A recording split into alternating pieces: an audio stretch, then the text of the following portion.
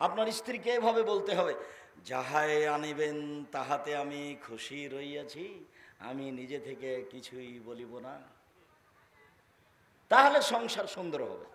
আর যদি অভিমান থাকে, যা নিয়ে আসবেন সেটাই আর চলবে না, যেটা নিয়ে আসবেন সেটাই চলবে না। আমি এই কথা বলিনি, এই কথা মোহাম্মদ সাল্লাল্লাহু আলাইহি ওয়াসাল্লাম বলেছেন। 1 মিনিট আমরা কথার মাঝে আছি, 1 মিনিট আমরা কথার মাঝে আছি। আয়েশা রাদিয়াল্লাহু তাআলা আনহা বলেন, একদা আল্লাহর নবী আমাদেরকে চন্দ্র ও সূর্য গ্রহণের সালাত পড়াচ্ছেন। তো যখন সালাম ফিরা হয়ে গেল, তখন সাহাবীগণ বললেন, রাআইনাকা তানাওয়ালতা শাইয়ান মিন মাকামিকা হাজা। আল্লাহর নবী, আপনি এই সলাতের জায়গা থেকে কি যেন নিলেন সলাতের মধ্যে, সুমা তাকা কাত, তারপর দেখলাম আপনি পিছে হটে গেলেন। এইটা কেন? এরকম তো কোনোদিন দেখিনি। সলাতের মধ্যে আপনি কি নিলেন আবার পিছে হটে গেলেন, এটা কেন? তখন আল্লাহ রাসূল বলছেন, ইন্নী রাআইতুল জান্নাতা, আমি জান্নাত দেখেছিলাম সলাতের মাঝে। ফাতানাওয়ালতু উনকুদান লাওয়াখাজতু লাকালতুম মা বাকিয়াতিদ দুনিয়া, আমি ফলের একটা গোছা নিতে চাইলাম। যদি আমি একটা ফলের গোছা নিয়ে নিতাম, তাহলে সারা পৃথিবীর মানুষ কিয়ামত পর্যন্ত খেত। মূল আলোচনা হঠাৎ করে এই কথা আসলো কেন, এখন এটা ফিরে আসছে। তারপরে দেখলাম জাহান্নাম। জাহান্নাম তো দেখলাম, আল্লাহুস সামাদ লাম্মারা কাল ইয়াউমে আফজাকাত, এরকম ভাবে ভয়াবহ অবস্থায় জাহান্নামে আমি আর কোনোদিন দেখিনি। তাই আমি পিছে হটছিলাম সলাতের মধ্যে, আমি খুব ভয়াবহ অবস্থায় জাহান্নামকে দেখলাম। ওরাই তো আকসার আহালে হান নিসা, এবার দেখি বেশিরভাগ মহিলা জাহান্নামে, বেশিরভাগ কে? মহিলা। এইটুকু কথা আসছে, যা বলছিলাম সেটার কথাটা এখানে আসছে। তো সাহাবীগণ বললেন, বেমা, কেন মহিলারা বেশিরভাগ জাহান্নামে? তখন আল্লাহ রাসূল বললেন, বেকুফরিহিন না, ওরা কুফরি করে, এজন্য বেশিরভাগ জাহান্নামে। তো সাহাবীগণ বলছেন যে একফুরনা বিল্লাহ, ওরা আল্লাহর কুফরি করে? কালা লা, আল্লাহ রাসূল বলছেন, না না না না, ওরা আল্লাহর কুফরি করে না। একফুরনা লাশিরা ওয়াল ইহসানা, ওরা স্বামীকে মানে না, ওরা অনুগ্রহের দাম দেয় না। লাউ আহসানতা বা ইহদাহুন্না দাহারা, তাদের কারো সাথে যদি সারা জীবন ভালো ব্যবহার করো, সুমারাত মিনকা শায়ান, তারপরে যদি তোমার একটু খারাপ দেখে, খালি একবার মোটা কাপড় দেখে, তাহলে বলবে মা রাইতু মিনকা খায়রান কাত, তোমার মধ্যে আমি কোনোদিন ভালোই দেখিনি, তুমি কোনোদিন মোটা চিকন কাপড়ই আনোনি। এবারে পুরো জীবনটাকে উল্টিয়ে দিবে, এই কারণে বেশি জাহান্নামে যাবে। তো যার কারণে আমি দিনী বোনদের বলবো যে অভিমান কম করেন, সংসার ভালো হবে। আর আপনাদেরকে বলছি, জরুরি প্রয়োজন ছাড়া আপনার স্ত্রী, আপনার মেয়ে বাড়ির বাইরে যাবে না। ধর্মকে অপমান করে, আল্লাহর আইনকে অমান্য করে বাপ বেটি মিলে জান্নাত কেনার চেষ্টা করিয়েন না, ভুল সিদ্ধান্ত। 3 শ্রেণীর মানুষ জান্নাতে যাবে না। মেয়েকে উচ্চশিক্ষিতা করে অপর পুরুষের ঈমান ধ্বংস করে বাপ বেটি জান্নাত কেনার চেষ্টা করিয়েন না, ভুল সিদ্ধান্ত। 3 শ্রেণীর মানুষ জান্নাতে যাবে না। তার 1 শ্রেণীর মানুষ হচ্ছে মদমেনুল খামর, যারা নিয়মিত বিড়ি, তামাক, জর্দা, সিগারেট, গুল, নেশাদার দ্রব্য খায়, পান করে, তারা জান্নাতে যাবে না। 2, ওর রাজলাতু মিনান নিসায়ে, পুরুষের বেশধারী নারী, যারা পুরুষের জুতা স্যান্ডেল পরে, যারা পুরুষের শার্ট প্যান্ট পরে, যারা পুরুষের পোশাক পরে, যারা গেঞ্জি গায়ে দিয়ে রাস্তাঘাটে চলে, এরা জাহান্নামে যাবে না। জাহান্নাম বলতে নারী আর নারী, জাহান্নাম বলতে নারী আর নারী, জাহান্নাম বলতে শুধু নারী আর নারী। তাই রাসূল সাল্লাল্লাহু আলাইহি ওয়াসাল্লাম বলছেন, রাইতু আকসার আহলেহান নিসা, আমি জাহান্নামে দেখলাম শুধু নারী আর নারী। 3, ও দায়ুস আল্লাযী কিরফি আলাল খাবাসা, যে দায়ুস, যে তার বাড়িতে বেহাইয়ের সুযোগ দিয়েছে। এই ছেলে বসো, আপনার মধ্যে থেকে কোনো ছেলে যেন না উঠে। আর আপনাকে আমি অনুরোধ জানাচ্ছি, আপনি আমার দিনী ভাই, আপনাকে আমি অনেক ভালোবাসি। আমি যেভাবেই বলি, আপনি আমার কাছের মানুষ, খুব সাধ করে দূর দূরান্ত থেকে এসেছেন। জায়গা এরা সংকলন করতে পারেনি। এই মুহূর্তে যদি তাদের কাছে বড় জায়গার দাবি করেন, তারা ব্যবস্থা করতে পারবে না। আপনাদের লাখো জনগণ এইভাবে তারা ভাবতেও পারেনি। এখন যে যেখানে আছেন আমাকে দেখতে পান আর না পান, আমার দিনী ভাই বোন, আমি আপনাদেরকে আন্তরিকভাবে অনুরোধ জানাচ্ছি, এমনভাবে বসে থাকবেন, এমনভাবে দাঁড়িয়ে থাকবেন, পাখি যেন আপনাকে পাথর মনে করে। আমি আপনার কিছু না কিছু উপকার করবই করব ইনশাআল্লাহ। আমি আপনার জন্য এসেছি খুব কষ্ট করে। গত রাতে আমি ছিলাম সেই দিনাজপুর কোথায় এক শেষ প্রান্তে, ওখান থেকে আমি ঢাকা গেছি, ঢাকাতে প্রতিষ্ঠানে কিছু কাজ করেছি, ওখান থেকে আমি এখানে এসেছি। আমার এই আশার সাথে কষ্ট জড়িয়ে আছে। আপনাকে আমি ভালোবাসি, আপনি অল্প সময় ধৈর্যের পরিচয় না দিয়ে, কোনো বাহানা দিয়ে, পেশাব পায়খানার বাহানা দিয়ে, চা খাওয়ার বাহানা দিয়ে বাইরে যায়েন না। যারা দোকানপাটে বসে আছে এরাকে আমি মানুষ মনে করছি না, এর চরিত্রই হচ্ছে কুকুর সিরিয়ালের চরিত্র। এখন চা খেতে হবে কেন? এখন দোকানে বসে আড্ডা পিটতে হবে কেন? এখন সিগারেট খেতে হবে কেন? এখন ভাবির সাথে গল্প করতে হবে কেন? এখন চাচাতো বোন নিয়ে গল্প করতে হবে কেন? আপনি নিজেকে মানুষ মনে করেন না? আপনি গরু ছাগল মনে করেন, কুকুর শ্রীগাল মনে করেন নিজেকে? বুঝে না ওরা, অন্তর আছে বুঝে না, বোঝা দরকার ছিল। দেখেও দেখে না ওরা, চক্ষু আছে দেখে না, শোনেও শোনে না ওরা, কান আছে শোনে না। উলায়েকা কালানাম, তারা পশু প্রাণীর মতো, তারা গরু ছাগলের মতো, তারা কুকুর শ্রীগেলের মতো, বালহুম আদাল, বরং তার চেয়ে খারাপ। এ কথা আমি বলিনি, এ কথা আল্লাহ তাআলা বলেন।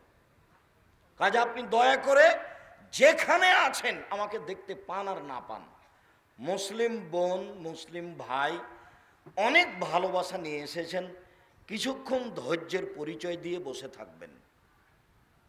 আপনার আমি কিছু না কিছু উপকার করবই করব ইনশাআল্লাহ। বলছিলাম, নেশাদার দ্রব্য পান করলে এমন একটা পাপ হয় যে পাপের দুনিয়াবি শাস্তি আছে। উল্লেখ্য যে মনে রাখবেন, 3 শ্রেণীর মানুষকে হত্যা করতে হয় যদিও তারা পরহেজগার। 3 শ্রেণীর মানুষকে হত্যা করতে হয় যদিও তারা পরহেজগার। 2 শ্রেণীর মানুষের বাঁচার পথ আছে, তবে 1 শ্রেণীর মানুষের বাঁচার পথ নেই। কেউ যদি বলে কোরআন মাজিদ মানি না, কেউ যদি বলে গাভীর দুধ হারাম, তাহলে তাকে হত্যা করতে হবে সরকারিভাবে। এর নাম মুরতাদ, এ ধর্মত্যাগী হয়েছে, একে হত্যা করতে হবে সরকারিভাবে। ফাঁসির মঞ্চে নিয়ে যাওয়া হয়েছে, ফাঁসটা গলায় দেওয়া হয়েছে টান টান, তখন বলছে আমার ভুল হয়েছে, আমার ভুল হয়েছে, আমি কথা ফিরিয়ে নিলাম, কোরআন মাজিদ আল্লাহর বিধান। তখন তার আর ফাঁসি হবে না, তাকে নামিয়ে নিতে হবে। 2 কেসাস, আমি আপনাকে হত্যা করেছি, আপনার বাপ মা আমাকে হত্যা করে নেবে। এখন আমাকে ফাঁসির মঞ্চে নিয়ে যাওয়া হয়েছে, তো এখন আপনার বাপ মা বলছেন না না না না না না, আমরা কেসাস নিব না, মাফ করে দিলাম, আমরা কেসাস নিব না। তাহলে আমাকে ফাঁসির মঞ্চ থেকে নামিয়ে নেওয়া হবে, কেননা আপনি মাফ করে দিয়েছেন। 3, বিবাহ করার পরে যদি যে জেনা করে তাহলেও তাকে হত্যা করতে হবে। একে বাঁচানোর পথ পৃথিবীতে নেই। বিবাহ করার পরে কোনো মহিলা কোনো পুরুষ যদি জেনা করে তাহলে তাকে দুনিয়াতে বাঁচানোর কোনো পথ নেই, কোনো পথই নেই। তাকে যদি বাঁচাতে হয় তাহলে আবার মুহাম্মদ সাল্লাল্লাহু আলাইহি সাল্লামকে দুনিয়াতে আসতে হবে, এসে বলতে হবে পৃথিবীর মানুষ শোনো, আমি মুহাম্মদ সাল্লাল্লাহু আলাইহি সাল্লাম বলছি, বিবাহ করার পরে যদি কেউ জেনা করে তাহলে তার ফাঁসি হবে না, তাকে ইট ঢেল পাথর দিয়ে মারতে হবে না, আমি ঘোষণা করে দিলাম। যেহেতু মুহাম্মদ সাল্লাল্লাহু আলাইহি সাল্লাম আর কোনোদিন আসবেন না, কাজে এই সিদ্ধান্ত কোনোদিন পরিবর্তনও হবে না। 2020 সালের করোনা ভাইরাসকে লক্ষ্য করে অনলাইন আল ইতিসাম টিভিতে ধারাবাহিকভাবে আলোচনা দেখছেন। আমি ওই সময়ে বলেছিলাম, কারো যদি করোনা হয় তাহলে আমি তার সাথে খেতে প্রস্তুত। কেউ যদি করোনায় মারা যায় তাহলে তার গোসল দিতে আমি প্রস্তুত। তাকে গোসল দেওয়াতে যদি আমারও করোনা হয় তাহলে আমি বলবো না যে এই কারণে করোনা হয়েছে, আমি বলবো পৃথিবীর সৃষ্টির 50,000 বছর পূর্বে আমি করোনায় মারা যাব, এটা লেখা হয়ে গেছে, সেই জন্য আমাকে ধরেছে। আমি অল্প দিন বাঁচতে এসে শিরক করে মরতে রাজি নই। তখন আমি বলেছিলাম 3 ফুট পর পর দাঁড়ানোর যদি বৈধতা দিতে হয় তাহলে মোহাম্মদ সাল্লাল্লাহু আলাইহি সাল্লামকে আবার দুনিয়াতে আসতে হবে। যেহেতু এটা ইবাদত, কাজে 3 ফুট পর পর দাঁড়ানোর কোনো বৈধতা মানুষ দিতে পারবে না।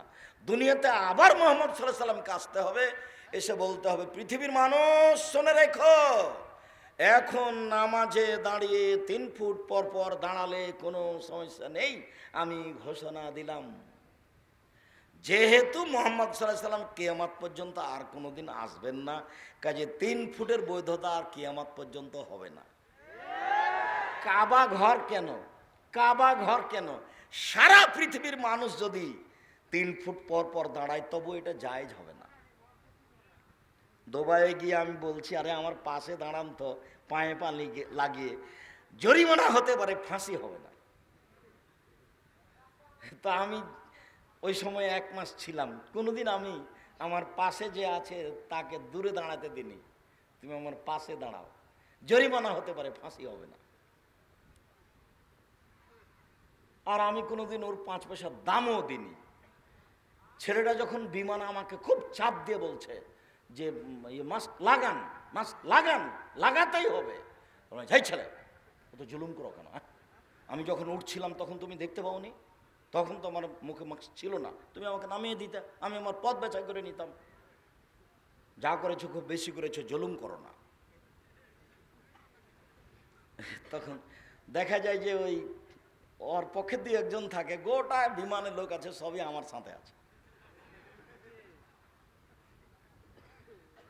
সম্মানিত দিনী ভাই বোন, বড় অন্যায়ের কথা বলছিলাম। কেউ যদি জেনা করে ফেলে তাহলে তার দুনিয়াবি শাস্তি হচ্ছে তাকে ইট ঢেল পাথর দিয়ে মেরে ফেলতে হবে। অবাক পাপ, যেই পাপের পরে বেঁচে থাকার কোনো সুযোগ নেই।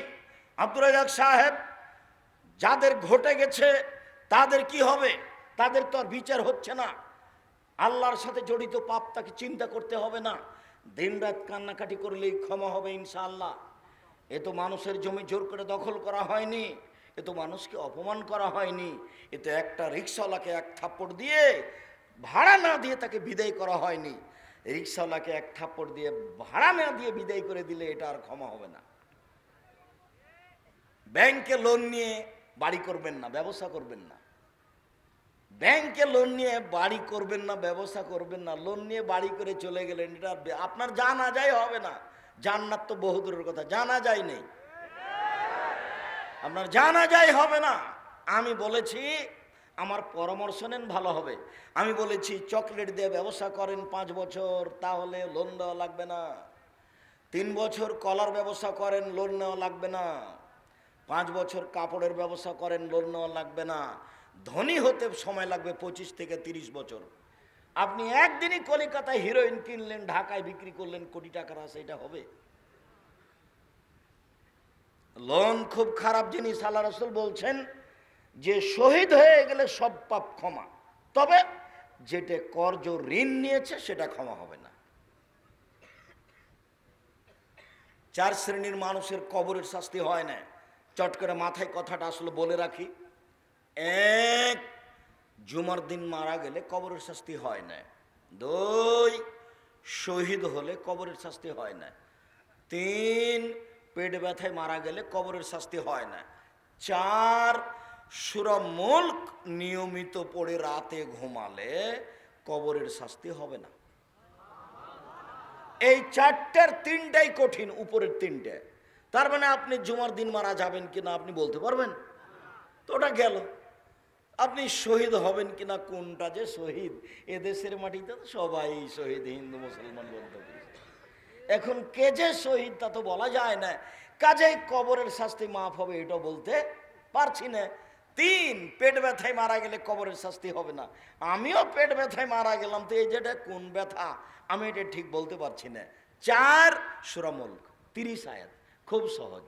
রাতে পড়ে শুইবেন, এশার সালাতের পরে এসে পড়ে নেবেন, তারপর শুয়ে যাবেন। ডান কাতে শুইবেন, সব সময়তে পা পূর্ব দিকে না পশ্চিম দিকে এটার বিবেচনা নেই। শুধুমাত্র পেশাব পায়খানাতে কেবলার দিকে মুখ করে বসতে হয় না। আর ঘুমানোর সময়তে পা কোন দিকে থাকবে, মাথা কোন দিকে থাকবে, এটা হিসাব নেই। ঘুমানোর সময়তে সুন্নাত হলো ডান কাতে। বুঝাতে পারলাম না? ঘুমানোর সময় সুন্নাত কিভাবে কিভাবে ঢুকে গেল। আরে শোনো শোনো, পশ্চিম দিকে পা করে শুয়ো না। বগুড়াতে কোথায় একদিন প্রোগ্রামে গেছিলাম, এক লোক বলছে এসে যে এই যে পূর্ব দিকে পা করে, পশ্চিম দিকে পা করে শুয়ে আছে, বক্তব্য শুনবো না, তাই বলছে আমাকে। দেখেন তো তার আকীদা কেমন। অথচ শোয়ার বিধান হলো ডান কাত, পা কোন দিকে আছে সেটা নয়। আর পেশাব পায়খানার বিধান হলো কেবলামুখী হওয়া যাবে না। একটা আর একটাতে ঢুকে গেছে, তার নাম বাংলাদেশ। ধর্ম ইসলাম সৌদি আরব থেকে বের হয়ে ইরাকে ঢুকেছে, ইরাক থেকে বের হয়ে ইরানে ঢুকেছে, ইরান থেকে বের হয়ে ভারত, বাংলাদেশ, পাকিস্তানে এসেছে। আস্তে আস্তে উল্টে গেছে। তাই তো মুকসাদুল মুমিনিনে লেখক লিখলেন হেডলাইন যে অবিবাহিত ছেলে মেয়ের পড়া নিষেধ। এখন অবিবাহিত ছেলে মেয়ে দেখে, কি রে কি আছে লেখা, একটু দেখতো। সবাই দেখে, সবাই দেখে, সবাই দেখে, মিথ্যা কথা দিয়ে পরিপূর্ণ, হেডলাইনই ভুল। তো এখন ওখানে লেখা আছে সফরের পূর্বে স্ত্রী মিলন হলে ছেলে ভ্যাংচা হয়, ভরা পেটে স্ত্রী মিলন হলে ছেলে টেরা হয়, চন্দ্র সূর্য গ্রহণের সময় স্ত্রী মিলন হলে ছেলে কানা হয়। এইভাবে একবারে পুরো আলোচনা লিখে রেখেছে। আল্লাহর হস্তে, আল্লাহর কসম, আল্লাহে, আল্লাহর কসম, আল্লাহে, আল্লাহর কসম। এই হেডলাইনের শুরু থেকে শেষ পর্যন্ত একটা কথাও সত্য নয়। সবই আল্লাহর আদেশের, আল্লাহর আইনের, আল্লাহর হুকুমের বিরোধী, কোরআন মাজিদের বিরোধী। কোরআন মাজিদে আল্লাহ বলছেন নিসা হুকুম হারফুল্লাকুম ফাতু হারসাকুম। পৃথিবীর মানুষ তোমাদের স্ত্রী তোমাদের ক্ষেত, পৃথিবীর মানুষ তোমাদের স্ত্রী তোমাদের জমি, পৃথিবীর মানুষ তোমাদের স্ত্রী তোমাদের ক্ষেত, পৃথিবীর মানুষ তোমাদের স্ত্রী তোমাদের জমি। ফাতু হারসাকুম, তোমরা তোমাদের জমিতে আসো, তোমাদের খেতে আসো, তোমাদের ইচ্ছে মতো। সকালেই কি, বিকালেই কি, দুপুরেই কি, ভরা পেটেই কি, চন্দ্রগ্রহণ লাগলেই কি আর না লাগলেই কি। সম্মানিত দিনী ভাই বোন, ধর্ম বিকৃত আছে পৃথিবীতে। পরিবেশ দুর্বল হবে এমন কিছু করতে হবে না আবেগে। আর আপনাকে আমার কথার সাথে সাড়া দিতে হবে না। আর খুব ভদ্রতা বজায় রাখতে হবে, এই জন্য যে জনগণ অনেক বেশি, যেভাবে তারা ব্যবস্থাপনা নিয়েছিল তাদের একবার নাগালের অনেক বেশি হয়ে গেছে। কাজে আপনারা যদি নিজেরা ধৈর্যের পরিচয় না দেন তাহলে পরিবেশ কন্ট্রোল হবে না। আর আপনাকে আমি বারবার বলে থাকি, আমি নির্বাচন করতে আসিনি, আমি এসেছি আপনাকে পরকালমুখী করার জন্য। যেহেতু আপনি আমাকে ভালোবাসেন আর আমি আপনাকে ভালোবাসি, তাহলে এই ভালোবাসাটুকু অল্প সময়ের জন্য বজায় রাখার চেষ্টা করুন, ভালো হবে। আপনি আমার দিনী ভাই, আপনি আমার দিনী বোন, আপনাকে আমি যেভাবেই কঠিনভাবে বলি, আপনাকে আমি কোনো সময় উপেক্ষা করিনি। এটা বক্তব্যের গতি, কণ্ঠস্বরে বক্তব্য জায়েজ নয়। 32 বছর থেকে বলছি, কণ্ঠস্বরে বক্তব্য জায়েজ নয়। বক্তব্য কেমন হবে? এই যা খাতাবা, যখন আল্লাহ রাসূল বক্তব্য দিতেন, অহমারা তাই না হু, দুই চোখ লাল হয়ে যেত, অস্তা গাজাবু, রাগ বেশি হয়ে যেত, ওয়ালা সৌত হু, কণ্ঠ উঁচু হয়ে যেত, কান্না মন জোরো যায়, যেন তিনি সৈন্যদলকে ধমক দেখাচ্ছেন। এইভাবে তিনি বক্তব্য দিতেন। বক্তব্যের গতি ছিল ভিন্ন। সেটা কিভাবে কণ্ঠস্বরে কি কি যে বললো। আর কণ্ঠস্বরে বক্তব্য দিলে অনেক মিথ্যা কথা, কথার মধ্যে কথা লাগাতে হবে, নইলে সুর টিকবে না। সম্মানিত দিনী ভাই বোন, বলছিলাম নেশাদার দ্রব্য পান করলে দুনিয়াবি শাস্তি হয় 80 লাঠি, পরকালে জাহান্নামও হতে পারে, জান্নাতও হতে পারে। মহান আল্লাহ বলেন ইয়াসআলুনাকা আনিল খামরি ওয়াল মাইসির, আপনাকে জিজ্ঞাসা করে মানুষ মদ সম্পর্কে আর জুয়া সম্পর্কে। আপনি বলুন মদ এবং জুয়া দুটাই মহাপাপের কাজ। মদ খেলেও মহাপাপ হবে, জুয়া খেললেও মহাপাপ হবে। প্রত্যেক যেই খেলাতে টাকার হার জিত রয়েছে সেটাই হলো জুয়া।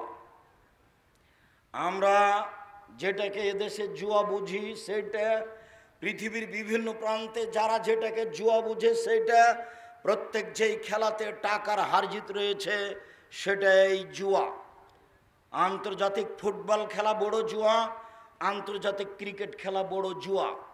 আমি তোমাকে দেখেছি পাড়ার বাইরে বিশাল এক ফেস্টন লাগিয়ে রেখেছ, আর তোমাদের বাড়িতে একটা পতাকা দিয়েছ। তোমার বাপ পাকিস্তানের পক্ষে, তাই পাকিস্তানের পতাকা আছে, আর তুমি ব্রাজিলের পক্ষে, তাই ব্রাজিলের পতাকা। বাপের বাড়িতে দুইটা পতাকা একসাথে চলছে। পাগল হয়ে গেছে বাপ বেটা, গরু ছাগল হয়ে গেছে কখন কখন। বোকা ছেলে, তুমি ব্রাজিলের পতাকা বাড়ির ওপরে চাপাও, তোমাকে যদি ব্রাজিল পায় তো পায়খানা টয়লেট থেকে এক বালতি পায়খানা নিয়ে তোমার মাথায় ঢেলে দিবে। ও হলো ইহুদি, ও হলো খ্রিস্টান, তোমার মুখে লাথি মারাই তার কাজ। তোমার সুযোগ পালে তোমার মুখের ভিতরে পায়খানা ঢুকিয়ে দিবে, তার নাম ইহুদি, তার নাম খ্রিস্টান। মহান আল্লাহ বলছেন, মোহাম্মদ, ইহুদি তোমাকে কোনোদিন মানবে না, মোহাম্মদ, খ্রিস্টান তোমাকে কোনোদিন মানবে না। তুমি ইহুদি হও তাহলে মানবে, তুমি খ্রিস্টান হও তাহলে মানবে। এ কথা আল্লাহ বলছেন, লান্তার জান কাল ইয়াহুদান নাসারা, কখনো মানবে না আপনাকে ইহুদি খ্রিস্টান। আর সেই জাতির পতাকা তোমার বাড়ির উপরে, তোমার একটু লজ্জা হয় না? তারই ফেস্টন দিয়ে তুমি সারা রাত দেখো, তোমার একটু হিসাব হয় না? এই ছেলে শোনো,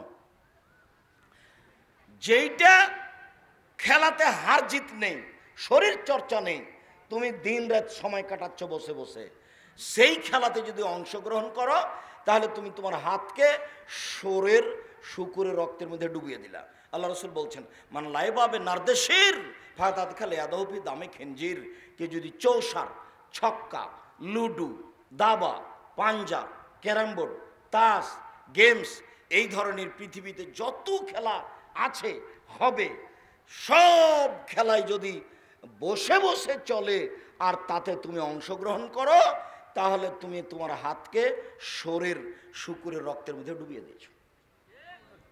আর এই ছেলে, তোমার মায়ের স্বভাবের কথা একটু বলে যাই। তোমার মা, তোমার ছোট ভাইকে তোমার মা গেমস খেলাতে দেখায়, গেমস খেলা দেখায়, মোবাইল দিয়ে দেয় তোমার মা।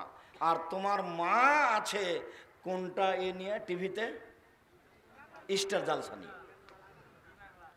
বলো, তোমার মা বেশি খারাপ না তোমার বাপ বেশি খারাপ? না, ওর বাপ বেশি খারাপ। এ বউকে বুঝাতে হবে, নাহলে তালাক দিতে হবে। অযথা সৌদি আরবে থাকে, রাগ করে বউকে তালাক দিয়ে দিয়েছে, এক বৈঠকে 3 তালাক দিয়ে দুইজন দুই জায়গাতে কান্নাকাটি করছে। আরে চোখের সামনে বউ স্টার জালসা নিয়ে বসে আছে, কাপুরুষের বেটা কাপুরুষ, তোমার চোখের সামনে চলে কি করে? কে বলেছে তুমি পুরুষ? আপনার মতো লোককে যদি পুরুষ অস্বীকার না করতে পারি তাহলে আমি বক্তব্য দিব না। কিসের আপনি পুরুষ? আপনার জানা সত্ত্বে আপনার চোখের সামনে আপনার বউ স্টার জালসা নিয়ে বসে থাকে, আর আপনি বলছেন আমি মুসলমান, তাহাজ্জুদ পড়েন, হুয়া কুয়া বাড়ি। হুয়া কুয়া মানে প্রায় মানুষই ভালো না, এটা আমার পূর্বের ধারণা। এরপরেও নিজেকে খাটো করে 2 দিন বাঁচার প্রয়োজন নেই। পরিবারের আপনি মালিক, পরিবারের উপর শক্ত হয়ে বসবাস করবেন, শক্ত মজবুত হয়ে। তাহাজ্জুদ পড়েন, এটাও করেন, এটা করলেন না, তাহাজ্জুদ পড়লেন না, তো পড়লেন তখন আর কোনো কাজ হবে না। তাহাজ্জুদ দিয়ে সফল হওয়া যাবে না বিচারের মাঠে, আপনার বিচার কঠিন হবে। আপনি পিতা, আপনি দায়িত্বশীল, বিচারের মাঠে আপনাকে জবাবদিহি হতে হবে। মহান আল্লাহ বলেন, পৃথিবীর মানুষ, জুয়া খেলিও না, মদ খায়ও না, মূর্তির আস্তানায় যায়ও না, লটারি ক্রয় করো না, এটা শয়তানের কাজ, মহাপাপ। লটারি ক্রয় করা যদি লেগে যায় 40 লক্ষ টাকা, এই বলে যদি আপনি 20 টাকা দিয়ে লটারি কিনেন, তো 1 থাপ্পড় দিয়ে মুসা, আল্লাহ আমি 1 থাপ্পড় দিয়ে মানুষকে মেরে দিয়েছি, আল্লাহ তুমি আমাকে মাফ করো, আল্লাহ তুমি আমাকে মাফ করো, আল্লাহ তুমি আমাকে মাফ করো। সারা জীবন মাপ চাইতে থাকলেন। বিচারের মাঠে যখন আমরা যাব তার কাছে গিয়ে বলবো, আপনি তো খুব ক্ষমতাধর নবী, আল্লাহ আপনার সাথে কথা বলেছেন, আপনি কত সম্মানী মানুষ, আমরা বিপদে পড়েছি, আমাদের একটু বিপদ থেকে উদ্ধার করেন। তখন তিনি বলবেন, না না না না না না, আমি একটা মানুষকে এক থাপড় দিয়ে মেরেছিলাম, আমার যে কি হয় তা আমি নিজেই বুঝি না, আবার তোমরা যাও যাও যাও যাও। এভাবে মুসা আলাইহিস সালাম বলবেন। তো মূসা আলাইহিস সালাম এক থাপ্পড় মেরে একটা লোককে মারা যেমন পাপ, 20 টাকা দিয়ে লটারি ক্রয় করা তেমন পাপ, দুটাই মহাপাপ। কথা মনে হয় বোঝাতে পারিনি। দুটাই মহাপাপ। জীবনে কোনোদিন লটারি ক্রয় করবেন না। সম্মানিত দিনী ভাই বোন, আপনাকে আমি স্পষ্ট করার জন্য তাড়াতাড়ি একটা কথা বলি। এক, আল্লাহর নবী বললেন মদ খায়ও না, মদ হলো পাপের মা। 2, আল্লাহর নবী বললেন মদ খায়ও না, মদ হলো পাপের মাথা। আল্লাহ রাসূল বললেন মদ নেশাদার দ্রব্য পান করো না, নেশাদার দ্রব্য পান করা হলো পাপের চাবি। 3টে। 1, পাপের মা। 2, পাপের মাথা। 3, পাপের চাবি। তো 3টে কথার সমন্বয় কি? চাবি দিয়ে তালা খুলে দিলে ভিতরে সব কিছু দেখতে পাবেন। পাপের মা মানে এটা আসল, এটা হয়ে গেলে সব হয়ে যাবে। তার মানে মদ খেলেও মাকেও গালি দিবে, বউকেও গালি দিবে, একই রকম। বউয়ের সাথে অন্যায় করতে চাইবে, মায়ের সাথে অন্যায় করতে চাইবে। কেন? তার এখন আর বিবেক নেই, বিবেক কাজ করে না। এই জন্য আল্লাহ রাসূল বলছেন এই পাপের মা, এ হলো পাপের মাথা, এ হলো পাপের চাবি। খুব খারাপ জিনিস। পৃথিবীর কোনো পাপকে এভাবে আল্লাহ রাসূল উল্লেখ করেননি যে না যদি বিবাহের আগে হয় 80 লাঠি, যদি পরে হয় তাহলে ইট পাথর দিয়ে হত্যা, চুরি হাত কাটানো, এভাবে নেই। সুদ খেয়েছে তোবা করো, ঘুষ দিয়েছে তোবা করো, জেনা করেছে তোবা করো, মানুষকে মেরেছে হাত ধরে ক্ষমা নাও। কিন্তু এইভাবে বলেননি যে এটা পাপের মাথা, এটা পাপের মা, এটা পাপের চাবি। কোনো পাপের সাথে এই ভাষা নেই। আমি মনে হয় ভালো করে কথা বুঝাতে পারি না। কথা কি স্পষ্ট হয়? তার মানে অন্য কোনো পাপের সাথে এরকম ভাষা নেই। আপনি অবাক হবেন। আরো দেখেন, রাসূল সাল্লাল্লাহু আলাইহি সাল্লাম বলেন মান শারবাল খামরা, পৃথিবীর মানুষ শুনে রেখো, কেউ যদি নেশাদার দ্রব্য পান করে তাহলে লাম ইয়ারজাল্লাহু আনহু 40 লাইলা, 40 দিন আল্লাহ তার দিকে হবে না, ও আল্লাহকে নিজের দিকে করতে পারবে না। এমন কোনো পাপ নাই। সুদ খাওয়া তো মহাপাপ। রাসূল সাল্লাল্লাহু আলাইহি সাল্লাম বলছেন কেউ যদি জেনে শুনে 1 টাকা সুদ খায়, 36 বার জেনা করে যত পাপ হবে, 1 টাকা সুদ খেলে তার চেয়ে বেশি পাপ হবে। রাসূল সাল্লাল্লাহু আলাইহি সাল্লাম বলছেন সুদের পাপের 70টি ভাগ রয়েছে। ছোট ভাগ হলো মার সাথে জেনা করলে যেমন পাপ হয়। রাসূল সাল্লাল্লাহু আলাইহি সাল্লাম বলছেন যে যদি সুদ খায় তাহলে তাকে রক্তের নদীতে ফেলে দিয়ে 5 থেকে পাথর মেরে তার মুখখানাকে ভেঙে চৌচির করে দেওয়া হবে। সুদ খাওয়া মহাপাপ। এর পরেও আল্লাহ রাসূল বলেননি যে 40 দিন আল্লাহকে ও নিজের দিকে করতে পারবেন না। সুদ খেয়েছে সকালে, বিকেলে বলছে আল্লাহ আমার ভুল হয়ে গেছে, আমি সুদের লেনদেন বাদ দিলাম, তুমি আমাকে মাফ করো। তখন আল্লাহ বলবেন করলাম। আর আপনি নেশাদার দ্রব্য পান করেন দিয়ে বলতে থাকেন 40 দিন পরে। অবাক পাপ। আবার শোনেন, রাসূল সাল্লাল্লাহু আলাইহি সাল্লাম বলছেন মান শারবাল খামরা লাম তুকবাল লাহু সালাতুন 40 সাবাহা, কেউ যদি নেশাদার দ্রব্য পান করে 40 দিন তার নামাজ কবুল হবে না, সালাত কবুল হবে না। বিড়ি, তামাক, জর্দা, সিগারেট, গুল নেশাদার দ্রব্য। এখান থেকে কান ধরতে, আমি এমনি বলছি, ওটা আমি বলিনি। এখান থেকে কান ধরার মতো করে তোবা করে উঠতে হবে। আস্তাগফিরুল্লাহ তো বলে জিন্দেগি তার কোনোদিন বিড়ি মুখে দিব না। বিড়ি ছেড়ে দিতে পারে গরু ছাগল না মানুষ পারে? আপনি আগেকার কথা খুব ভালো করে ধরতে পারেননি। আল্লাহ কিন্তু মানুষকে গরু ছাগল বলেননি, বলেছেন গরু ছাগলের মতো। আল্লাহ মানুষকে কুকুর সিরগাল বলেননি, কি বলেছেন? কুকুর সিরগালের মতো। কেন? কুকুর সিরগাল কোনোদিনই তার নীতিকে পরিবর্তন করতে পারবে না, কিন্তু মানুষ কি করতে পারে? পারে। রাসূল সাল্লাল্লাহু আলাইহি সাল্লাম বলছেন কুল্লু মাউলুদিন ইউলাদা আলাল ফিতরা, প্রত্যেকটা মানুষ ইসলাম ধারণ ক্ষমতা নিয়ে জন্মগ্রহণ করে। এই ছেলেটা দাড়ি ছেড়ে দিতে পারবে, এই ক্ষমতা তার ভিতরে আছে। এই ছেলেটা প্যান্টটা টাকনুর উপরে করে রাখতে পারবে, এই ক্ষমতা তার ভিতরে আছে। এই ছেলেটা দোকানে আড্ডা পিটবে না, বদনাম করবে না, এই ক্ষমতা তার ভিতরে আছে। এই মহিলাটা, এই মেয়েটা মাথায় কাপড় না দিয়ে চলবে না, মাথায় কাপড় দিয়ে চলবে, এই কথা, এই ক্ষমতা তার ভিতরে আছে। তো দিল না কেন? ও কেন এখনো আব্দুর রাজ্জাক বিন ইউসুফের বক্তব্য শুনতে এসেছে? এরপরে ওর মাথাতে এখন কাপড় নেই, এখন এই মুহূর্তে ক্লাস 10-এ পড়ে। তাহলে মেয়েটা খারাপ? আল্লাহ রাসূল বলছে না, ওর মা খারাপ। সবাই সবাই নীতির ওপরে জন্ম নেই, কিন্তু তার বাপ মা তাকে ইহুদি করে দেয়, খ্রিস্টান করে দেয়, আগুন পূজক করে দেয়, মূর্তি পূজক করে দেয়। বাপ মা যেমন হয় তেমন ছেলে মেয়ে হয়। রাজশাহী চাঁপায় নবগঞ্জের ভাষায় সঙ্গ দোষে লোহা ভাসে। লোহা আপনি এমনি পানিতে ছেড়ে দেন তো ডুবে যাবে, কাঠের সাথে লাগিয়ে দেন তো ভাসবে। তাহলে মেয়ে খারাপ হয়েছে কেন? মা খারাপ এই জন্য। আপনি আমার দিনী বোন, আপনাকে আমি কষ্ট দিনি, আপনার সাথে আমার বেশ কিছু কথা আছে, আপনি একটু ধৈর্য ধারণ করেন।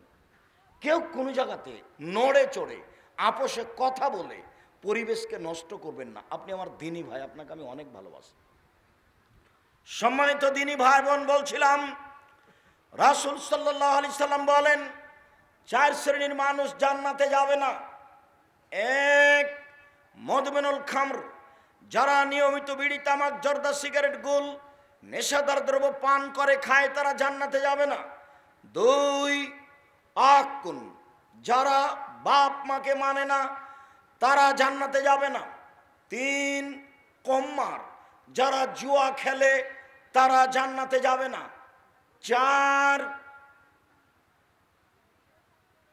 যারা নিয়মিত নেশাদার দ্রব্য পান করে, তারা জান্নাতে যাবে না। 1, বাপ মাকে মানে না। 2, জুয়া খেলে। 3, খোটা দেয়। 4, নেশাদার দ্রব্য পান করে। সিরিয়াল তখন একটু উলট পালট হয়েছিল। আমি একটা জিনিসে খুব অবাক হই যে এইটা কেন, তা আবার বুঝি যে এটা আসলে অন্তরের সাথে জড়িত পাপ। সেই জন্য খোটা দেওয়া।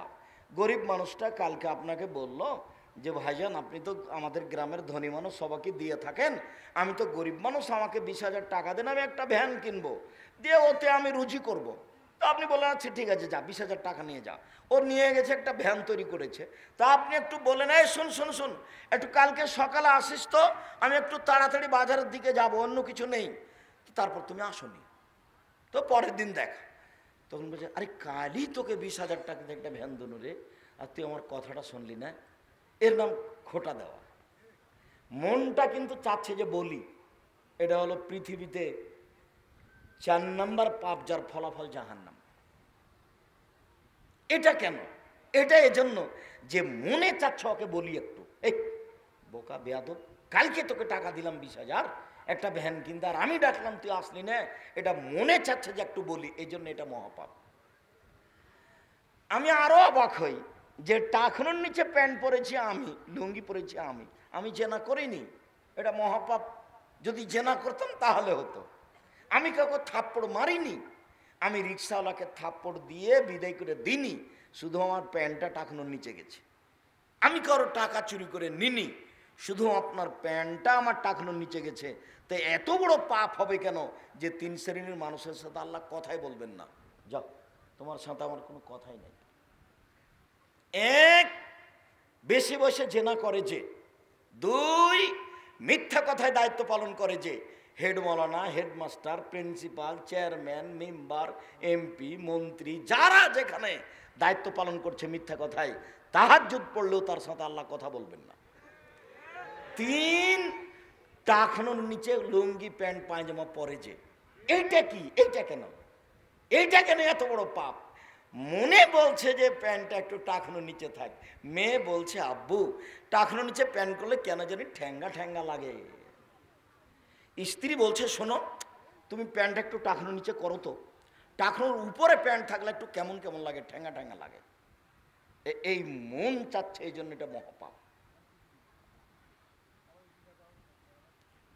আবু হুরায়রা রাদিয়াল্লাহু তাআলা আনহু বলেন, রাসূল সাল্লাল্লাহু আলাইহি সাল্লাম বলেছেন 3 শ্রেণীর মানুষ জান্নাতে যাবে না।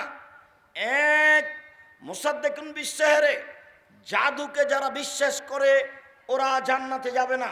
2, বাপ মাকে মানে না যারা, তারা জান্নাতে যাবে না।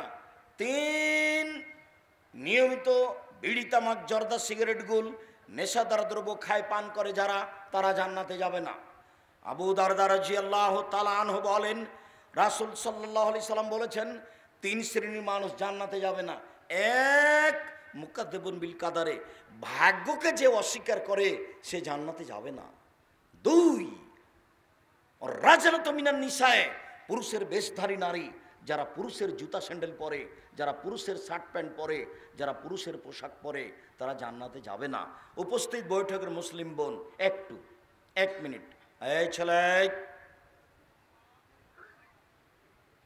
দয়া করে কোনো কাজ আমাকে দেখাবেন না। আমি আপনার অল্প সময় কাজ দেখতে চাচ্ছি না।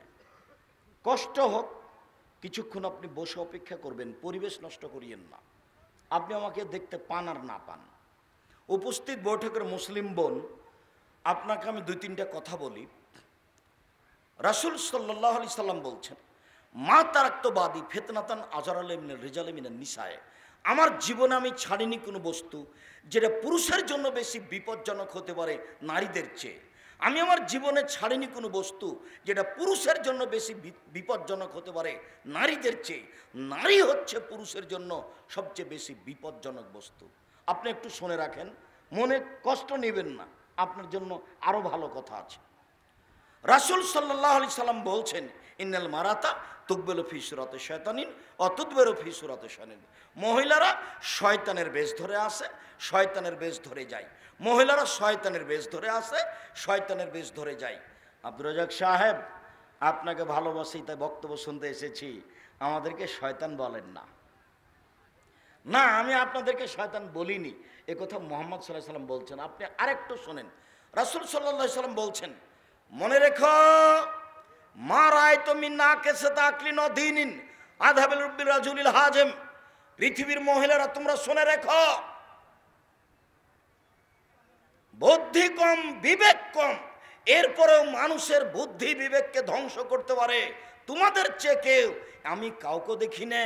তোমরা এমন জাতি যে বুদ্ধিমানের বুদ্ধিকে নষ্ট করতে পারো, তোমরা এমন জাতি যে বুদ্ধিমানের বুদ্ধিকে নষ্ট করতে পারো, তোমরা এমন জাতি যে বুদ্ধিমানের বুদ্ধিকে নষ্ট করতে পারো।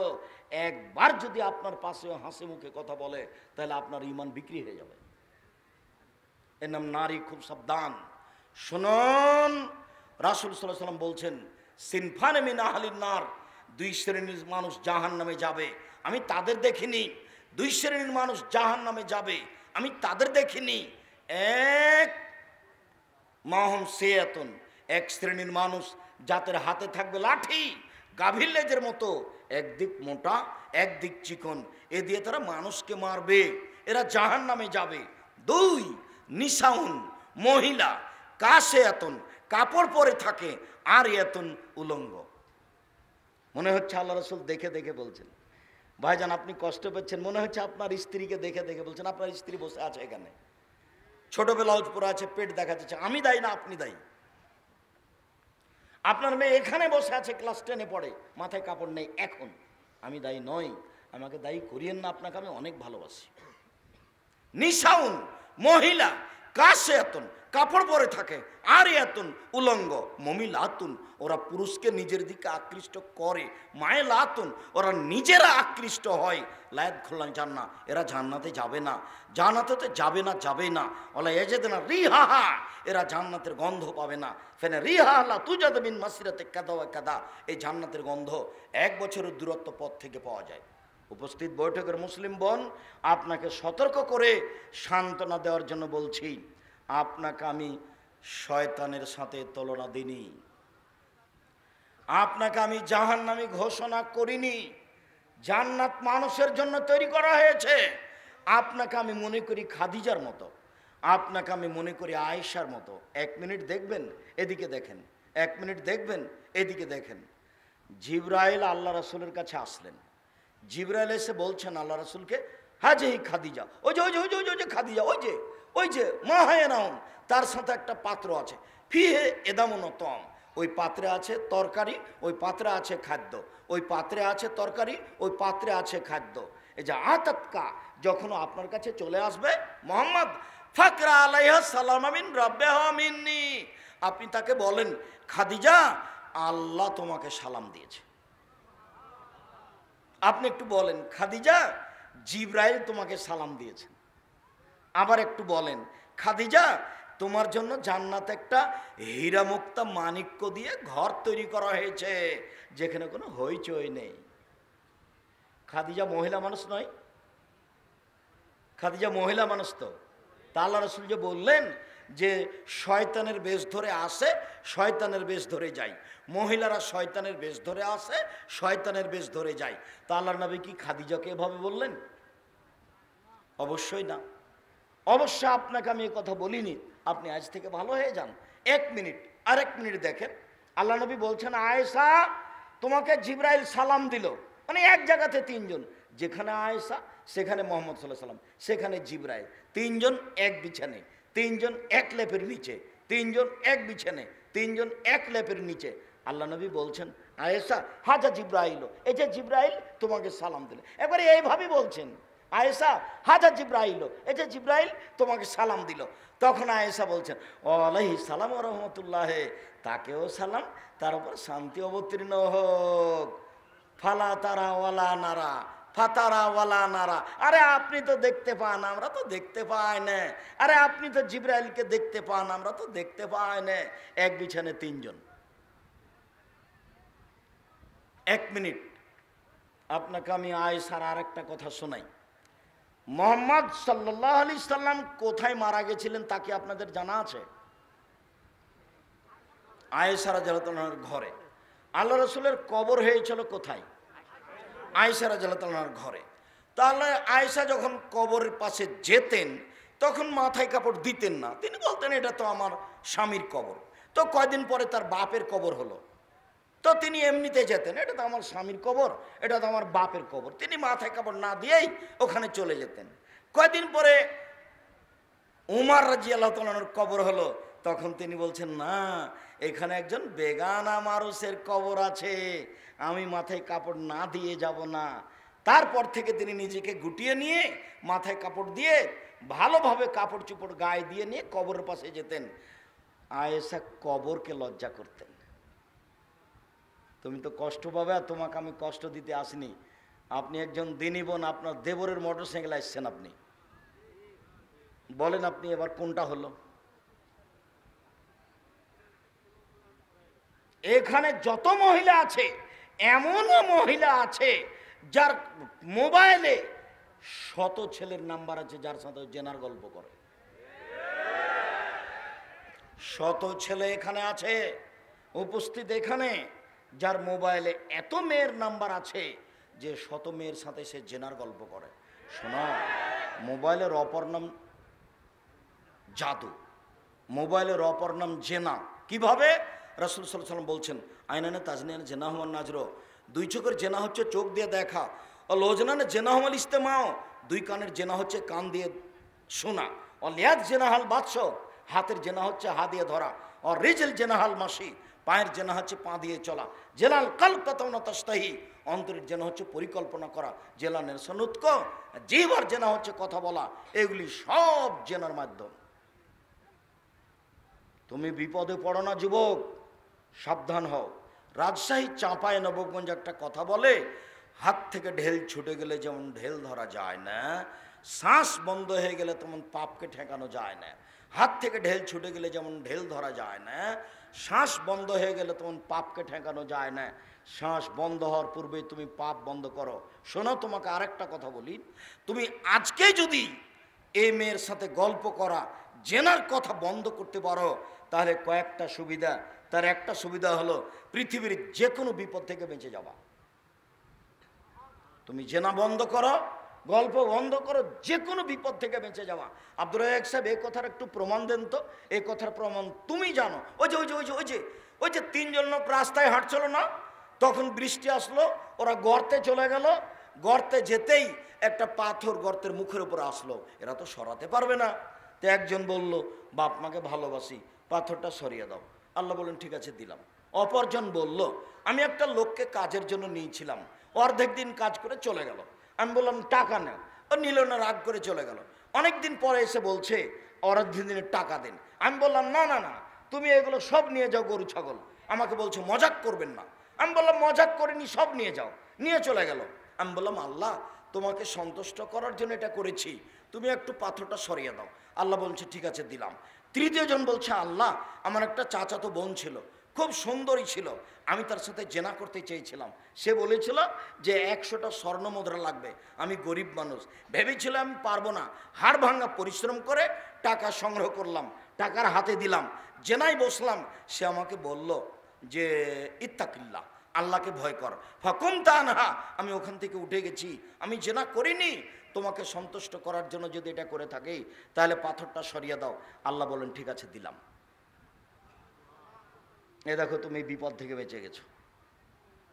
তুমি যদি জেনা বন্ধ করতে পারো তাহলে বিচার মাঠে তুমি বিশেষ ছায়াতলে থাকবা। 7 শ্রেণীর মানুষের মধ্যে তুমি 1 শ্রেণীর মানুষ।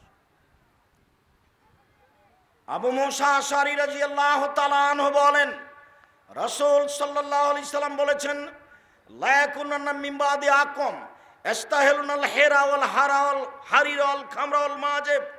অচিরে আমার উম্মত এমন হয়ে যাবে যারা জেনাকে হালাল মনে করবে।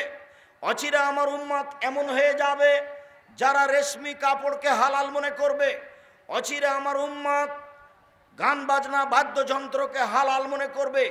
অচিরে আমার উম্মত নেশাদার দ্রব্য পান করাকে হালাল মনে করবে। হাদিস বুখারী মুসলিম। এই ছেলে একটু ধৈর্যের পরিচয় দাও, আমরা অল্প সময়ের মধ্যেই কথা শেষ করব। কাজেই তুমি পরিবেশ নষ্ট করো না। সম্মানিত দিনী ভাই বোন, অত্র বুখারী মুসলিমের হাদিসে বোঝা যায় মানুষ নেশাদার দ্রব্য পান করাকে এবং জেনাকে হালাল মনে করবে। আবু মুসা আশআরী রাদিয়াল্লাহু তাআলা আনহু বলেন রাসূল সাল্লাল্লাহু আলাইহি সাল্লাম বলেছেন লা ইয়াশরাবানা নাসুন মিন উম্মতি, আমার উম্মত মদ খাবে, নাম দিবে অন্য। আমার উম্মত মদ খাবে, নাম দিবে অন্য। এই ছেলেরা, তোমাদের এখানে একটা ঘটনা জানা নাই যে আমি বলেছি ঠান্ডা, পেপসি, আরসি, কোকাকোলা মদ, তখন আর একজন বলেছেন না এগুলো মদ নয়।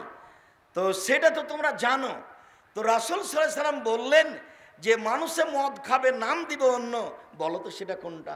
আমি তো বলছি সেটা পেপসি, ঠান্ডা, কোকাকোলা, আরসি। তোমরা একটা বলো সেটা কোনটা, বা ওনাকেই বলতে বলো সেটা কোনটা। সেটা যদি হয় আবা, আবা তো সবাই বলে মদ। সেটা যদি হয় গাঁজা, তো গাঁজা তো সবাই বলে মদ। সেটা যদি হিরোইন হয় তো হিরোইন তো সবাই বলে মদ। তাহলে ওই কথা ঠিক নয়। ঠান্ডা, পেপসি, আরসি, কোকাকোলা আরও যত এরকম আছে সব মদের অন্তর্ভুক্ত। তুমি তার ইতিহাস পড়ে দেখো। রাসূল সাল্লাল্লাহু আলাইহি সাল্লাম বললেন ও ইউজাফালা রৌসিম বিল মাযিবাল মুগান্নিয়াত, এই সময়তে নেতাদের সম্মান করা হবে গায়িকা দিয়ে, বাদ্যযন্ত্র দিয়ে। এই সময়ে নেতাদের সম্মান করা হবে গায়িকা দিয়ে, বাদ্যযন্ত্র দিয়ে। ওয়াকসুলু বিহুল্লাহুল আরজা, এদের ভূমিকম্প হবে, এদের উপরে ভূমিকম্প হবে। ওয়াইজাল মিনহুল কিরদাত ওয়াল খানাজির, আল্লাহ এদের করে দিবে বানর, আল্লাহ এদের করে দিবে সোর, আল্লাহ এদের করে দিবে বানর, আল্লাহ এদের করে দিবে সোর। সম্মানিত দিনী ভাই বোন, ছেলেরা একটু খেয়াল করো তো, আল্লাহ কেন সোর করবেন? গরু ছাগল তো করতে পারেন, কুকুর শ্রীগাল তো করতে পারেন, সোর কেন বানাবেন? রাসূল সাল্লাল্লাহু আলাইহি সাল্লাম বলেন আমার উম্মতের উপরে 3টি বিপদ নেমে আসবে 3টি পাপের কারণে।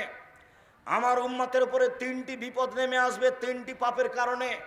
বিপদ 1, ভূমিকম্প হবে। বিপদ 2, মানুষের আকার আকৃতি পরিবর্তন হবে। বিপদ 3, সর্ব ধরনের সমস্যা নেমে আসবে। জমির দাম 20 লাখ আর রেজিস্ট্রি খরচ 10 লাখ। এইটা কি? আচ্ছা, এটা আপনাদের ধারণায় এটা কি? এই টাকাটা কেন? এটা কিসের টাকা? এটা কি কোনো ভিক্ষা? এটা কি কোনো কাউকে রক্ষা করা? এটা কেন? এরই নাম সমস্যা নেমে আসবে। 80 টাকা লিটার তেল 130 টাকা হলো। সর্ব ধরনের সমস্যা নেমে আসবে মানবের উপরে 3টে পাপের কারণে। 1, এই যে সারেবুল খমরা, যখন ওরা নেশাদার দ্রব্য পান করবে, বিড়ি, তামাক, জর্দা, সিগারেট গুল নেশাদার দ্রব্য পান করবে। 2, জাহারাতিল কায়নাত, মেয়েরা যখন নাচবে। 3 যারা বুবিল মাজিব যখন বাদ্যযন্ত্র প্রকাশ পাবে। সব মোবাইলে বাজনা বাজে, সব মোবাইলে মেয়ে নাচে, সব মোবাইলে বাজনা বাজে, সব মোবাইলে মেয়ে নাচে, সব দোকানে বাজনা বাজে, সব দোকানে মেয়ে নাচে, সব বাড়িতে বাজনা বাজে, সব বাড়িতে মেয়ে নাচে। সম্মানিত দিনী ভাই বোন, এগুলো হচ্ছে পৃথিবী ধ্বংসের লক্ষণ। রাসূল সাল্লাল্লাহু আলাইহি সাল্লাম বলেন, পৃথিবী ধ্বংসের লক্ষণ হলেই বিদ্যা উঠে যাবে, মূর্খতা বেড়ে যাবে, মদপান বেশি হয়ে যাবে, জেনা বেশি হয়ে যাবে, মহিলা বেশি হয়ে যাবে, পুরুষ কমে যাবে।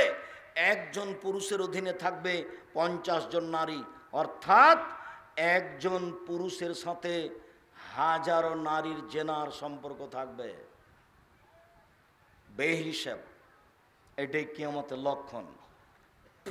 বিড়ি, তামাক, জর্দা, সিগারেট, গুল নেশাদারদের উপর অন্তর্ভুক্ত। আব্দুর রাজ্জাক সাহেব, এই কথা একটু বুঝিয়ে বলেন তো। আমরা তো বিড়ি সিগারেট অনেকেই খাই, আমরা তো এটাকে তেমনটা মনে করি না। আল্লাহ রাসূল বললেন, মাসকারা কাসিরুহু ফাকালিলুহু হারাম। যে জিনিসটা কম খেলে, বেশি খেলে বিবেকের ক্ষতি হবে, তার কমও হারাম। যে লোকটা নিয়মিত জর্দা খায়, তাকে হাফ কেজি জর্দা খাইয়ে দেন তো দেখি। নিয়মিত জর্দা খায়, হাফ কেজি খেলে তার বিবেক নষ্ট হয়ে যাবে।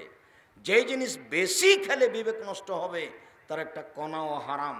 রাসূল সাল্লাল্লাহু আলাইহি সাল্লাম বলেন, নেশাদার দ্রব্য সম্পর্কে আপনি খুব সাবধান থাকবেন। সম্মানিত দিনী ভাই বোন, আমার কয়েকটা জরুরি নসিহত। 1, 5 ওয়াক্ত সালাত, এর সাথে কোনোদিন আপোষ হবে না। 2, হালাল রুজি, এর সাথে কোনোদিন আপোষ হবে না। প্রয়োজনে মানুষের বাড়িতে কাজ করে খাবো, প্রয়োজনে চকলেট বিক্রি করে খাবো। 3, কোরআন মাজিদ তেলাওয়াত, অন্তত সূরা ইখলাস। 4, 2 জন যেখানে বসে আছে সেখানে বসবেন না। এই 4 নম্বরটাই বেশি জটিল। ওখানে আপনি 2 জন মিলে গল্প করছে, গিয়ে বসলেন, ওরা 2 জন বলছে যে অমুক খুব খারাপ, তা আপনি বললেন ঠিকই বলেছে, আসলেই খারাপ। এই পাপটা ঠেকান তো দেখি, কিভাবে ঠেকাবেন? তাহাজ্জুদ পড়ে ঠেকান, হজ করে ঠেকান, ওর ফলাফল হলো জাহান্নাম। ও দিয়ে মানুষের মান সম্মানের হানি হয়েছে, ওটা হলো জুলুম। এখন তোমার বিচার পরে হবে, কতদিন পরে হবে আল্লাহ ভালো জানে। যদি একদিন সমান 50,000 বছর হয়, তাহলে 3 দিন যদি তোমার বিচার লেট হয়, তাহলে 1.5 লক্ষ বছর হবে। আর খুব ভালোভাবে বলেছি, ভালো মানুষের বিচারের সময়সীমা কতটুকু বলো তো দেখি। না না না, ওটা হলো কবরে থাকার কথা, এত তাড়াতাড়ি ভুলে গেলে হবে? ফরজ সালাতের সমান। একজন মানুষের বিচারের সময়সীমা কতটুকু সময়ের সমান? 1 ওয়াক্ত ফরজ সালাত আদায় করতে যত লাগে সময়। অথচ কারো যদি দেরি হয়ে যায়, তাহলে কয়েক হাজার বছর দেরি হবে। আর কবরে থাকার সময় কতটুকু? এটা হলো বাসরাতের সমান। তারপরে এক সাহেব 4000 বছর আগে যারা মারা গেছে, এখনই যারা মারা গেল, 4000 বছর আগে যে মারা গেছে তার কাছে কবর যেমন, এখনই যে মারা গেল তার কাছে কবর তেমন। ও বুঝতে পারবে না যে কতদিন ঠিক আছে, কতদিন থাকলাম। যদি ভালো মানুষ হয়, তাহলে বাসর রাতে ঘুমিয়েছে রাত 3টের দিকে, 4:30 5টার দিকে তার বউ বলছে উঠেন, আজান হয়ে গেছে, আজান হয়ে গেছে। সবচেয়ে তার কাছের মানুষ, প্রিয় মানুষ, এখন ঘুম থেকে উঠে চোখের উপরে আঙ্গুল দিচ্ছে, আর মনে হয় আরে এখনই তো ঘুমালাম, এখনই তো ঘুমালাম। ভালো মানুষকে যখন কবর থেকে উঠানো হবে, তখন ও বিরক্ত হবে, আরে এখনই তো ঘুমালাম। এর নাম ভালো মানুষ, এর নাম কবর। কবর যত কঠিন, কিয়ামত তার চেয়ে অনেক বেশি কঠিন। কিয়ামত যত কঠিন, জাহান্নাম তার চেয়ে অনেক অনেক অনেক বেশি কঠিন। কি দিয়ে বুঝায় আপনাকে আমি কিয়ামত কত কঠিন? কি দিয়ে বুঝায় আপনাকে আমি জাহান্নাম কত কঠিন? আল্লাহর হস্তে রাতে উঠে সালাত পড়তে শিখুন। 2 রাকাত 4 রাকাত, কাঁধ সামনাসামনি। জমা থাকবে কি? থাকতে পারে। ফাঁক থাকবে কি? থাকতে পারে, কোনো সমস্যা নেই, কিন্তু কাঁধ সামনাসামনি। আর যখন বলবেন আমাকে এখনই দিতে হবে, এখনই আমার ছেলেকে জেল থেকে এখনই বের করতে হবে, তখন এইভাবে হাত একবার লম্বা করে করে দিতে হবে, উপরে করে দিতে হবে। এটা যদি পানি চাওয়া হয় এখনই পানি দিতে হবে, তাহলে এভাবে। আর এটা যদি পানি চাওয়া না হয় এখনই আমাকে বিপদ থেকে বাঁচাতে হবে, তাহলে এইভাবে। ফাঁক থাকবে কি? থাকতে পারে। জমা ধরবে কি? ধরতে পারে। এটা নিয়ে কোনো বিধান নেই। হাত উঠানো বিধান। হাত উঠিয়ে কেউ যদি আল্লাহকে বলে তাহলে তার আল্লাহ হাত ফিরিয়ে দিতে লজ্জা পায়, এটাই ঠিক। সম্মানিত দিনী ভাই বোন, আমি আপনাদেরকে কয়েকটা নসিহত পেশ করলাম। বিড়ি, তামাক, জর্দা, সিগারেটগুলোর ব্যবসা করতে, তা খেতে বারণ করলাম। মোবাইলে ল্যাংটা মেয়ে দেখতে নিষেধ করলাম। এমনিতে জাহান্নাম কিনে নিয়েন না, আপনার ইবাদত সব কিছু হারিয়ে যাবে, ঈমান হারিয়ে যাবে। এই মোবাইল ব্যবহার করিয়েন না। এরপরে জরুরি কয়েকটা কথা। এই ছেলে, দ্বিতীয় জরুরি কথা হলো এই যে আপনি জামিয়া সালাফে খুব ভালোবাসেন। আমার মনে বড় সাধ, আমি এদেশের মাটিতে উন্নত মানের প্রতিষ্ঠান গড়বই গড়ব ইনশাআল্লাহ, যেখানে ছেলে মেয়ে বাংলা, ইংরেজি, আরবি উন্নত মানের শিক্ষা অর্জন করে জাতির অন্যায়ের বিরুদ্ধে লড়বে মুখে কলমে মিডিয়ায়। সেটাই জামিয়া সালাফে ডাঙ্গিপাড়া, পাওয়া, রাজশাহী 26 বিঘা জমির উপর অবস্থান করে। সেটাই জামিয়া সালাফে রূপগঞ্জ, নারায়ণগঞ্জ, ঢাকা 51 বিঘা জমির উপর অবস্থান করে। সেটাই জামিয়া সালাফে তেঘরা, বিরল, দিনাজপুর প্রায় 18 বিঘা জমির উপর অবস্থান করে। সেটাই জামিয়া সালাফে বরিশাল।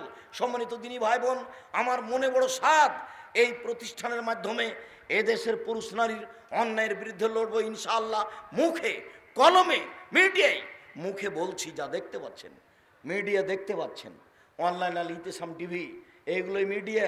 আমি যেখানে যেতে পারি না সেখানে যেতে পারে। এক সময় আমার সামনে এগুলো খাড়ো করা সম্ভব ছিল না, এখন এগুলো সহজেই খাড়ো করতে পারে। কেন? আমি এর ফল ভোগ করতে পারি। পৃথিবীর যেখানেই যাই, ওমানে হোক, সৌদি আরব হোক, যে কোনো দেশে যাই, যখন বিমানবন্দর থেকে নামি তখন মানুষ আমার পিছনে খালি ছুটে আসে। যেখানে যায়, রাস্তাঘাটে চললেই, যে কোনো জায়গাতে। এগুলো হলো মিডিয়ার মাধ্যম, যার কারণে মিডিয়া দামে দিন প্রচার করতে চাই। দিন কলম, আমার মনে বড় সাধ, কলমে আমি সঠিক দিন প্রচার করবো ইনশাআল্লাহ। সেটাই হলো মাসিক আল ইতিসাম পত্রিকা, যাতে 50টা প্রশ্নের উত্তর আছে। সেটাই হচ্ছে এই বই পুস্তকগুলি। কে বড় লাভবান, কে বড় ক্ষতিগ্রস্ত, আদর্শ নারী, আদর্শ পরিবার, উপদেশ, আপনার ওই যে তাওজিহুল কোরআন, তারপরে হজ উমরার উপরে বই, তার উপরে পোশাকের উপরে বই। এই বইগুলিকে আমি কলম হিসাবে আপনাদের সামনে পেশ করছি। মুখে কলমে মিডিয়া আমি দিন প্রচার করব ইনশাআল্লাহ। জামিয়া সালাফের মাধ্যমে মানুষের অন্যায়কে দূরীভূত করব ইনশাআল্লাহ। সেই পদক্ষেপ নিয়ে চলছি। আপনাদের জামিয়া সালাফিয়া ডাঙ্গিপাড়া পাওয়া, রাজশাহীতে সম্মেলন 22-23 ডিসেম্বর। আপনাদের জামিয়া সালাফিয়া তেঘরা, বিরল, দিনাজপুর 3রা ফেব্রুয়ারি। আপনাদের জামিয়া সালাফিয়া আপনার ইয়েতে নারায়ণগঞ্জ, ঢাকা, এটা হলো মার্চের 2-3। আপনি অবশ্যই উপস্থিত হবেন। আপনাকে আমি ভালোবাসি। আপনি এই প্রোগ্রামকে সফল করার চেষ্টা করবেন। এই এলাকার যারা